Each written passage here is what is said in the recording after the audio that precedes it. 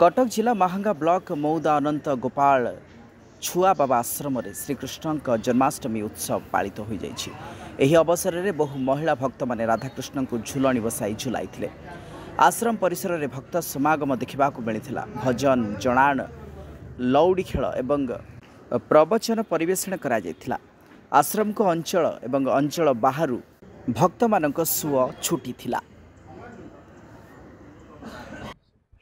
अजित कुमार प्रधान आज पवित्र जन्माष्टमी उपलक्षे जो आध्यात्मिक कार्यक्रम चली छुआ बाबा आश्रम जगह में छुआ बाबा डाकी आसु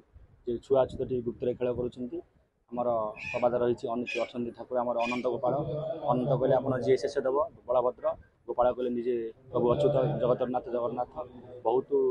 विशेष रही कही बेसी हम ना तथा बहुत लोग उपकृत होवर आज जनसमागम चली ठाकुर विषय तो निजे के कह ठाकुर बोली ठाकुर के निजे निज परिचय दिखते ना आमर 13 जन्म कही मोह जन्म ठार 13 जन्म जाए नदियार अवतार ठाकुर जो 13 जन्म रही स्वतन गोटे जन्म ठाकुर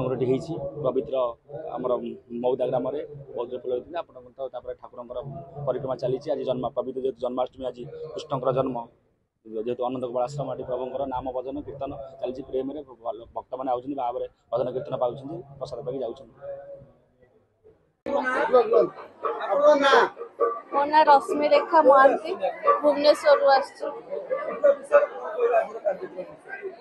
ठाकुर पाखु तो प्रथम मोर हजबैंड मोर पुओ से मैंने आसती सी